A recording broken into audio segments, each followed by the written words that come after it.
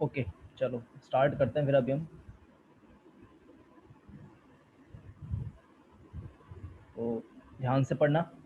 तो आज हम पढ़ेंगे अपने क्लोज डाइस के बारे में। तो आज हम पढ़ेंगे क्लोज डाइस के बारे में।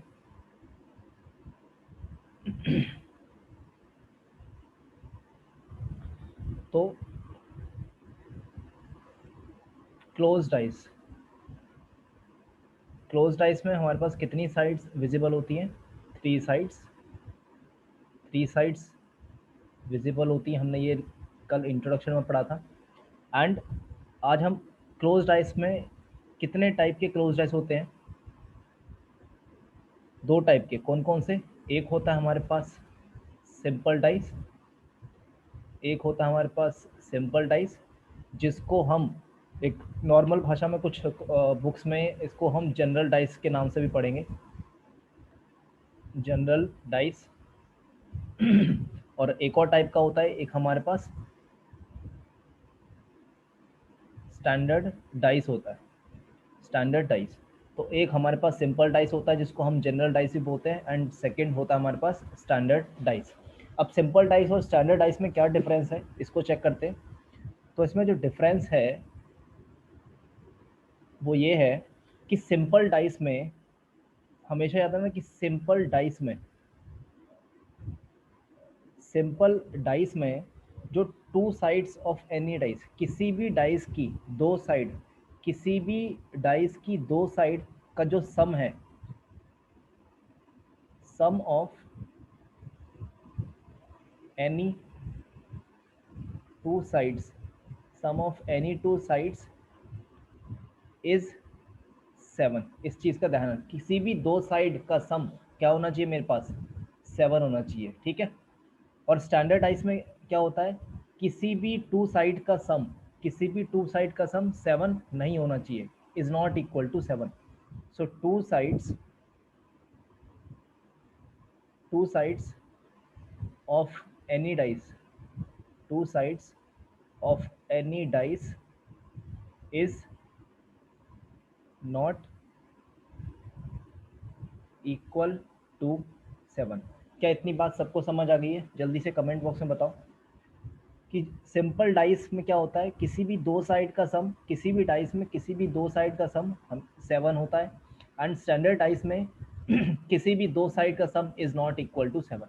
तो अगर किसी भी दो साइड में अगर सम मेरे पास इक्वल आ रहा है, दैट इज 7, तो उसे हम सिंपल डाइस बोलेंगे।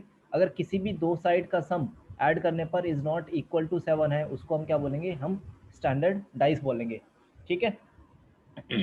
जैसे मैंने बोला कि एग्जांपल लेता हूँ सिंपल डाइस का। जैसे मैंने एक एग्जांपल लिया छोटा सा,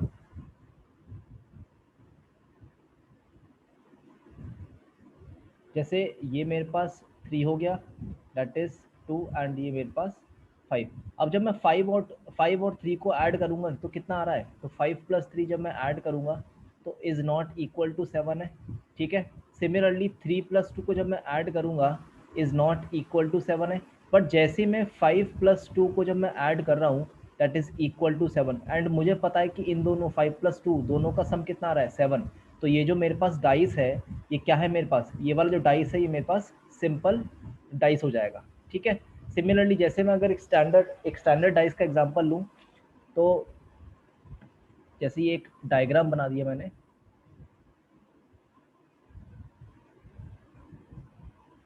तो ये 5, this is 3, and this is 6। क्या इसमें किसी भी दो नंबर को मिला के 7 आ रहा है? किसी 6 प्लस 5 11 नहीं हो पाएगा, 5 प्लस 3 8 ये भी नहीं हो पाएगा, 3 प्लस 6 9 ये भी नहीं हो पाएगा। तो ये जो डाइस है, ये वाला जो डाइस है, इसको हम क्या बोलेंगे? हम हमारा स्टैंडर्ड डाइस बोलेंगे। क्या इस अभी तक किसी को कोई डाउट है इस वाली स्लाइड में? जल्दी से बता दो कमेंट बॉक्स में।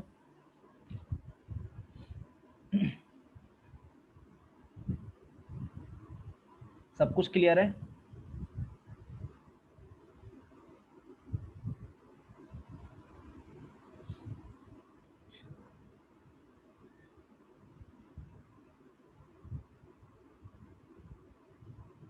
ठीक है, सब कुछ क्लियर है। चलो फिर आगे चलते हैं। Okay,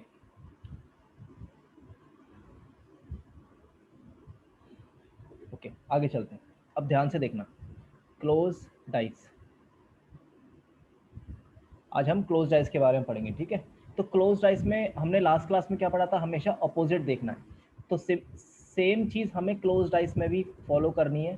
that is, close dice के अंदर हमें जो चेक करना है, हमेशा क्या करना है, अपोजिट चेक करना है।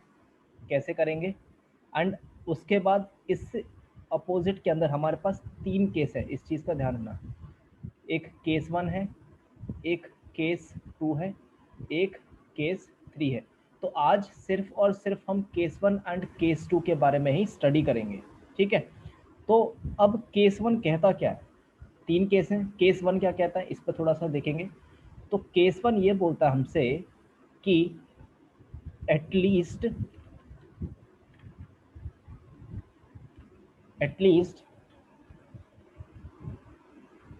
टू डाइस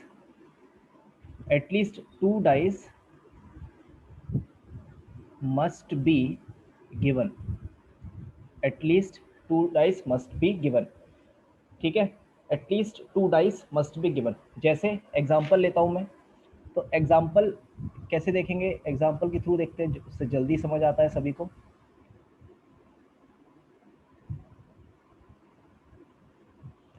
तो जैसे मैंने ये लिखा 6, ये लिखा 2, ये लिखा 5, और एक और डाइस मैंने लिया यहाँ पे।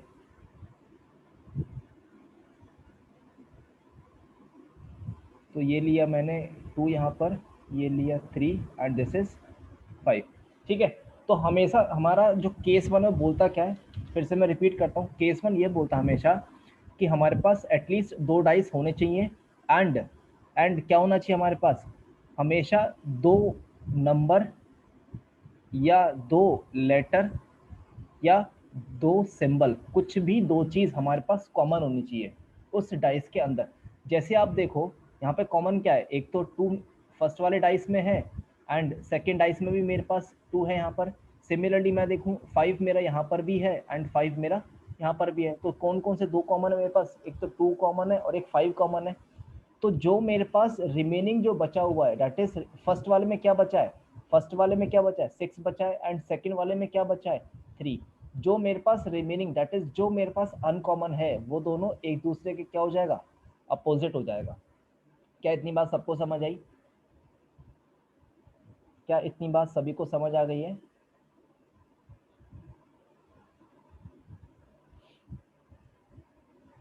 ठीक है। तो अगर मैं इसको लिखना चाहूँ, जैसे केस 1 में अगर मैं केस 1 का मतलब यहाँ पे बताना चाहूँ, दैट इज किसी 2 डाइस में 2, या तो वो नंबर हो सकता है, या मेरे पास क्या हो सकता है, या तो वो मेरे पास लेटर हो सकता है, या वो मेरे पास क्या हो सकता है, सिंबल भी हो सकता है। Symbol are common, symbol are common in any 2 dice, in any 2 dice, then then uncommon, number, letter or symbol is opposite to each other, is opposite to each other। इस चीज़ का ध्यान रखना। ये हमारे पास क्या है, मेरे पास, ये मेरे पास केस नंबर 1 है। क्या इस केस नंबर 1 में किसी को डाउट है, जल्दी बताओ, फिर और एक दो एग्जांपल देखते हैं इसके अंदर।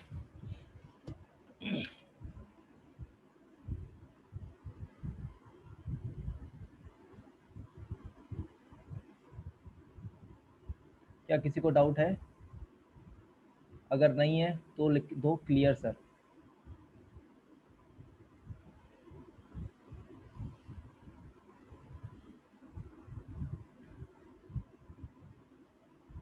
क्लियर सर, ठीक है। चलो आगे चलते हैं। तो हमने जब भी जस्ट केस 1 पढ़ा है, केस 1 के बेसिस पर कुछ हम एक दो एग्जांपल और देख लेते हैं, ठीक है।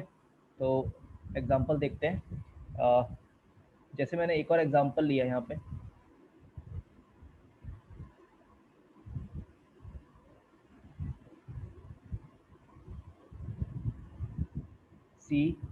CAB, ठीक है।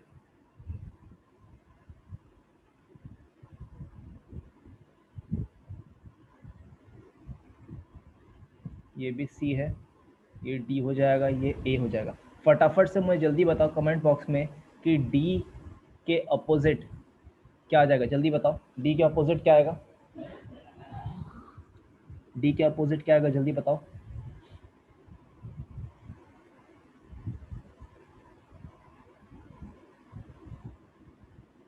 डी के अपोजिट क्या आएगा, बी। ज्योति बी कह रही है, और कोई?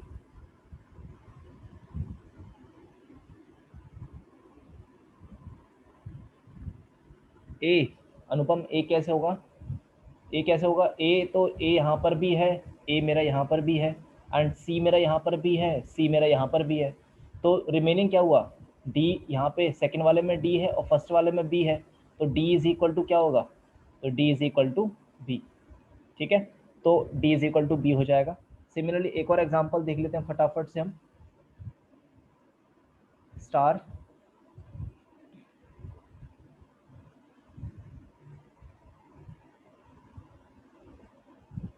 स्टार हो गया, ये मेरे पास डॉलर,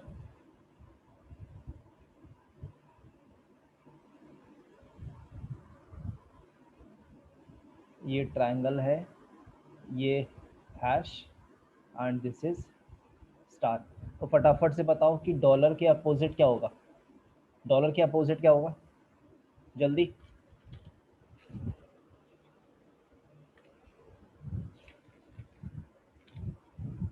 हैश, वेरी गुड।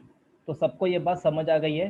तो केस वन में क्या था कि किसी भी उसमें, किसी भी दो डाइस में अगर दो चीज़ कॉमन है, या दो अल्फ़ाबेट हो, चाहे वो दो सिंबल्स हों, चाहे दो नंबर हों, तो हम जो अनकॉमन होगा वही हमारे एक दूसरे के अपोजिट होगा। सबको ये बात क्लियर हो गई है।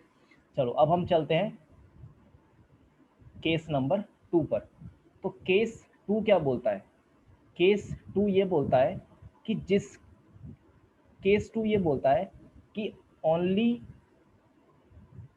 One number, only one number या लेटर या symbol, symbol is common, symbol is common. Case number one, case number one में कितने थे मेरे पास, केस वन में दो थे, एंड केस नंबर टू में कितने मेरे पास, only one, number is common, letter symbol is common. ठीक है, चलो देखते हैं इसमें। तो इसका एक छोटे से एग्जांपल से समझते हैं। तो एग्जांपल क्या है,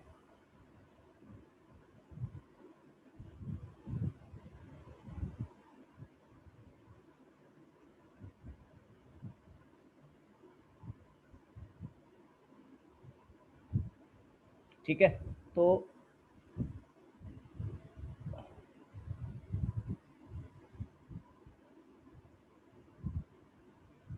ये है वन, ये मेरे पास टू हो जाएगा, दिस इज थ्री, ये फोर, ये वन, एंड ये मेरे पास सिक्स। अब हमसे ये पूछेगा कि कौन सा नंबर किसके अपोजिट है। ठीक है, तो अब आपको करना क्या है, ध्यान से समझना। सेम चीज़ देखनी है आपको, ये देखना है इस फर्स्ट वाले में एंड सेकंड वाले में कौन सा नंबर कॉमन है, कौन सा नंबर कॉमन है, वन मेरे पास कॉमन है, एंड फर्स्ट वाले में भी, एंड इवन सेकंड वाले में भी। तो आपको इस वन से आपको क्लॉकवाइज डायरेक्शन घूमना है। ठीक है, क्लॉकवाइज घूमेंगे तो क्या आएगा, क्लॉकवाइज में पहले वन आएगा, फिर टू आएगा, फिर क्या आएगा मेरे पास, थ्री आएगा। इतनी बात सबको क्लियर है।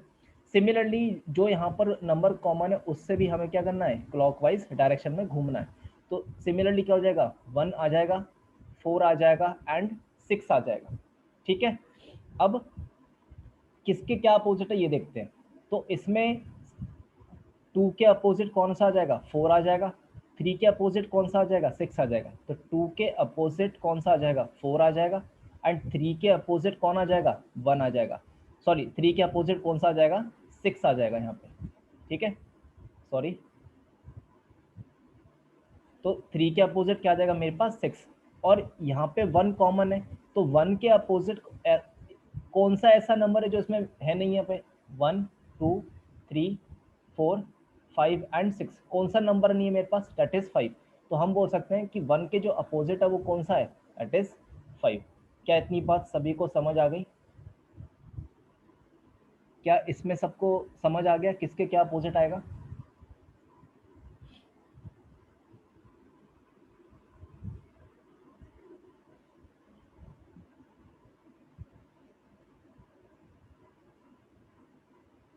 ठीक है, चलो एक और एग्जांपल लेके देखते हैं, एक और एग्जांपल लेके देखते हैं।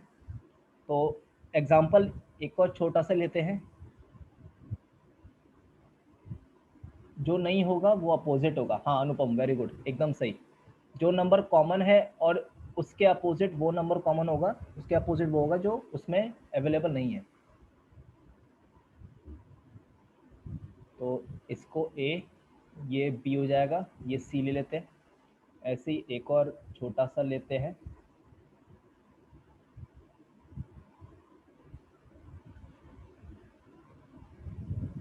ए बी और ये ई। तो फटाफट से जल्दी मुझे बताओ कि ए के अपोजिट क्या होगा और बी के अपोजिट क्या आएगा एंड सी के अपोजिट क्या आएगा, जल्दी बताओ।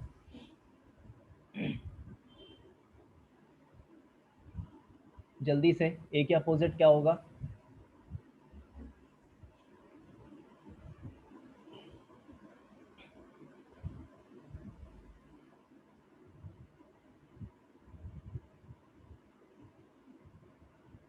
ए के अपोजिट क्या होगा जल्दी? ए के अपोजिट एफ, ए के अपोजिट एफ, ज्योति कह रही है एफ। नेक्स्ट, बी के अपोजिट, बी के अपोजिट डी। ओके, नेक्स्ट, सी के अपोजिट ई, सी के अपोजिट ई। और कोई है जो आंसर? अच्छा, सी के अपोजिट एफ, बी, डी, ए, ई। अनुपम, ए के अपोजिट ई कैसे हो जाएगा? ठीक है, चलो चेक करते हैं कैसे होगा। तो ए मेरा यहाँ पर भी अवेलेबल है, ए मेरा यहाँ पर भी है, तो हम क्या करेंगे, ए से हमेशा क्लॉकवाइज डायरेक्शन में, राइट। तो क्लॉकवाइज मतलब ए यहाँ पे आ जाएगा, बी ए हो जाएगा एंड सी हो जाएगा। तो ए कहाँ पर है? सेकंड वाले में। A, this is D and this will be my E. ठीक है, तो बी के अपोजिट डी, तो सेकंड वाला सही है। सी के अपोजिट क्या हो जाएगा? ई, सी के अपोजिट ई। एंड ए के अपोजिट कौन सा होगा? जो यहाँ पे अवेलेबल नहीं है। तो कौन सा अवेलेबल नहीं है? दैट इज एफ अवेलेबल नहीं है। तो ए के अपोजिट क्या हो जाएगा मेरे पास? एफ। क्या इतनी बात सभी को समझ आ गई? Case one and case two, क्या इन दोनों केस में किसी को भी डाउट है? अगर नहीं है तो प्लीज लिख दो क्लियर सर।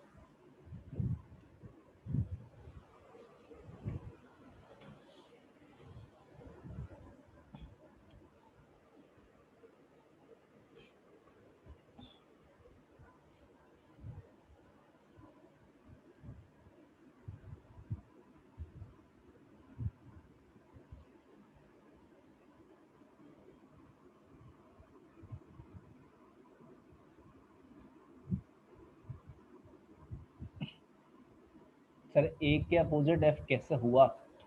अनुपम, ए के अपोजिट एफ ऐसे हुआ क्योंकि यहाँ पे एफ अवेलेबल नहीं है। ए से लेकर हमारे पास कितनी साइड्स होती है? टोटल 6 साइड्स होती है ना।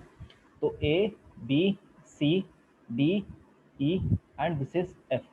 तो यहाँ पे कौन सा अल्फ़ाबेट विजिबल नहीं है? एफ ही तो विजिबल नहीं है। तो इसलिए ए के अपोजिट क्या हो जाएगा? एफ हो जाएगा। क्लियर हुआ अनुपम?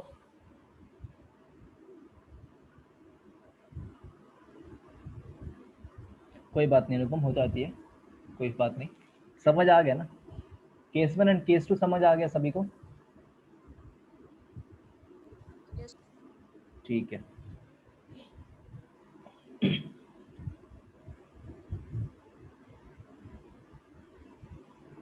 ओके, तो मैं अब एक काम करूँगा इसके बिहाफ पर।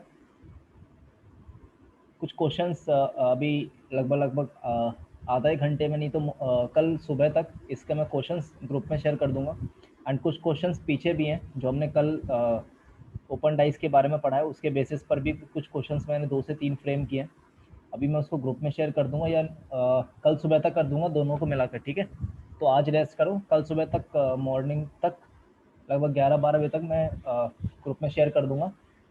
तो मुझे उसके आंसर चाहिए कल शाम से पहले पहले। सभी को क्लियर हो गया इतना इतना सब कुछ? Okay sir. सिर्फ ज्योति को ही समझ, ये कौन है जो लिख रहा है? प्लीज़ ये राइटिंग वाइटिंग मत करो, रिकॉर्ड हो रहा है। मैं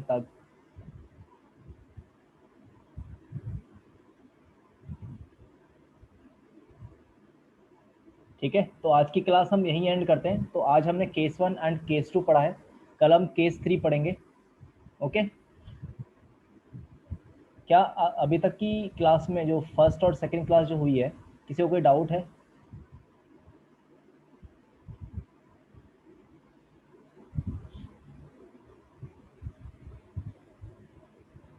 नो सर। ठीक है, तो फिर आज यहीं एंड करते हैं, तो मिलते हैं कल फिर से। ओके, कल फिर से मिलते हैं। क्लियर है सब? Very good Hrithik. तो कल मिलेंगे फिर से 9 बजे इसी टाइम पर। Okay, so good night everyone. कल मॉर्निंग तक मैं आपको सब कुछ ग्रुप में शेयर कर दूंगा। ठीक है, ओके, गुड नाइट एवरीवन।